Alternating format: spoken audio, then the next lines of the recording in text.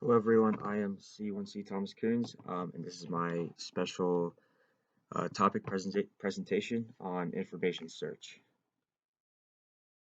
So just a quick overview of what I'm going to talk about.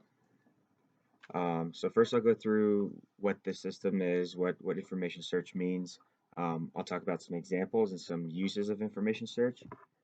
And then I'll go through some of the main human factors issues that arise when discussing information search. And then I will go through a review of two studies about information search, and then finally I will go through the conclusion.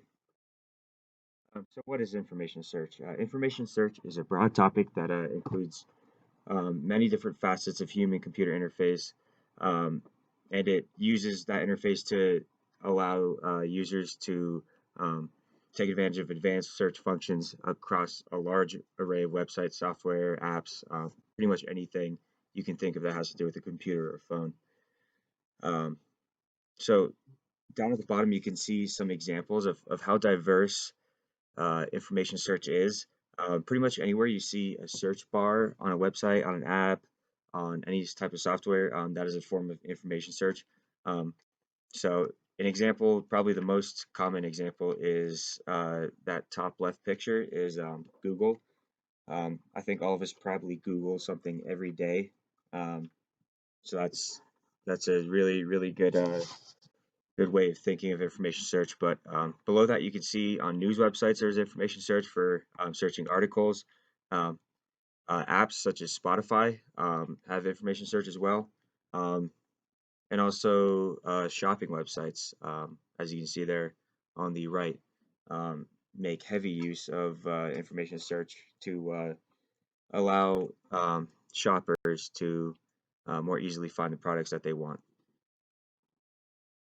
So I'll go through the kind of the interface itself. So generally, it comes in the form of some sort of entry field, some sort of search bar um, that generally has a place that you can type in whatever you want to search, um, and a search button. So on the left, you can see just a simple Google. You type in whatever you want and then press the magnifying glass button to initiate your search. Um, Information search does come in more complex and advanced forms as well, as you can see on the right there. Um, uh, on the information search on the right, there's a number of fields, a number of selections you can make to narrow down your search. It could be specific things, it could be keywords, it could be date ranges, just about anything you can think of. Um, Next is the five-stage framework of information search. Um, the first stage is formulation, and that's really when the user is expressing what you intend to search. That's when you're inputting words or keywords or making selections on the actual input. Um, and it also serves as the first point where you can set the scope of your search, where you can narrow down your results. Um, Yep. And then number two is initiation of action. That comes in when you actually press the button to search. That's when the computer or whatever device you're using that is using information search does the action and pulls up a list of relevant resources, relevant items. Um, and there's two different types of initiation of action. The first one is explicit, like I talked about earlier. Is just physically pressing the button and then all your information comes up. Implicit is when a site or a some sort of information search interface starts to bring up search results or brings up suggestions as you're typing in, as you're inputting um, those search items. So that's just an important difference there. Number three is a review of results. That is when the user reviews the results in some sort of visual manner. It could be a list, it could be a graph, it could be a heat map. There's a whole number of um, visual interfaces that can be used in information search. Um, so this is when you would look at what Google the Google search has provided for you.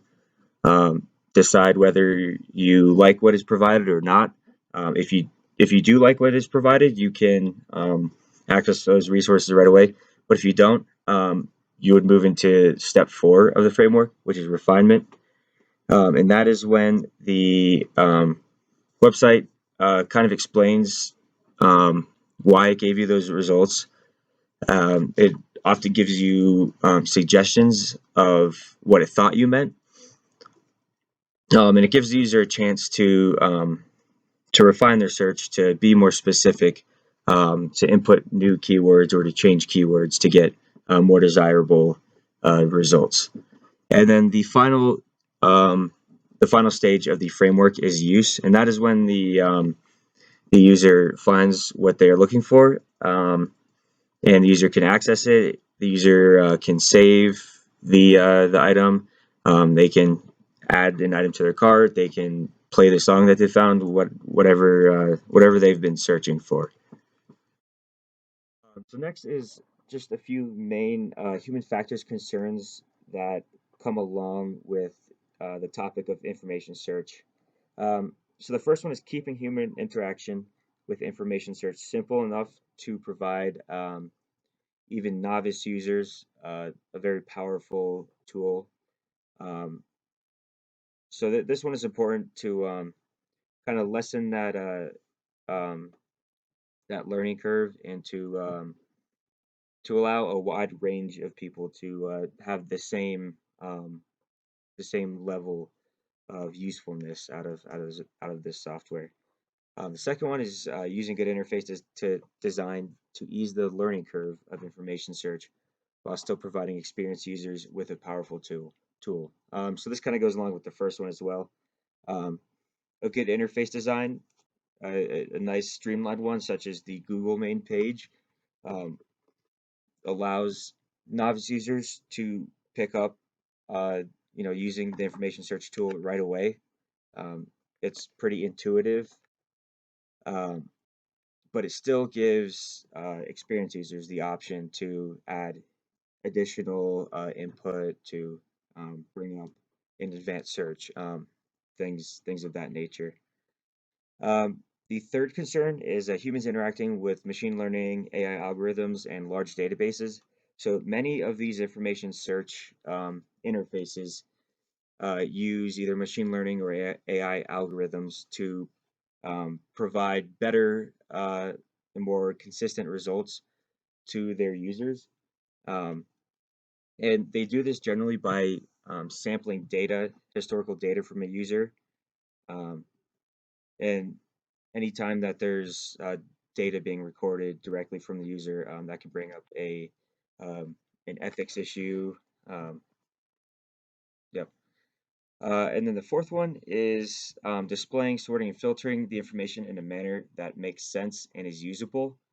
Um, so this is a really important part of human factors, displaying information in a way that is coherent and is makes sense to a human. So this is really important. Um, just some examples of this. So like Google and a lot of the information search interfaces will just display a list of resources. But there are some, such as hotel search websites, will display a heat map of a certain area that'll give you uh, that'll help a user understand which areas are more expensive, which areas are cheaper, and so on. And here are just a couple of additional topics that I thought were worth mentioning in this presentation. So the first one is natural versus command search. Um, and this is talking about the type of input. A natural input is like typing a sentence into Google. Command search is keywords, date ranges, things like that. The trend is that information search is moving more towards natural input, um, um, just to make it easier on the user and more intuitive. Um, the second topic is multifaceted search. So this type of search integrates keyword search with category browsing. So it kind of goes along with that implicit, um, the implicit searching. So as the user inputs keywords, the information search interface will uh, present the user with different categories, and by clicking on those categories, the user can effectively narrow their search, make it easier to find what they're looking for. And the final topic is multimedia search. This comes about when searching for videos, pictures, or audio based on the content of the actual videos. So a lot of information search tools, especially ones like Google, are very good at this these days. They can tell what the content of a video or a picture is and um, present those to users more easily. And finally, here are a couple of human factor studies that I read through and previewed when I was researching this topic. The first one is about web usability. So this first study researched the usability of search functions on e-commerce sites, so on shopping websites, in naturalistic environments. So um, they tested they did this study with participants in their homes, and what they found is that participants often opted to leave websites that didn't have search bars on the home page. So if a shopping website didn't have a search bar right away, they often left that website and went to another website to find what they were looking for. Um, so that is a pretty interesting finding. I think that's valuable information for anybody or any company that operates a online website. So the second study was about uh, natural search user interfaces. So kind of like I mentioned before, about natural versus command input. Um, so this study found that information search, like the general IT realm, is trending towards more natural human interaction. Um, and also they found that information search is beginning to focus on group interactions and massive human generated databases.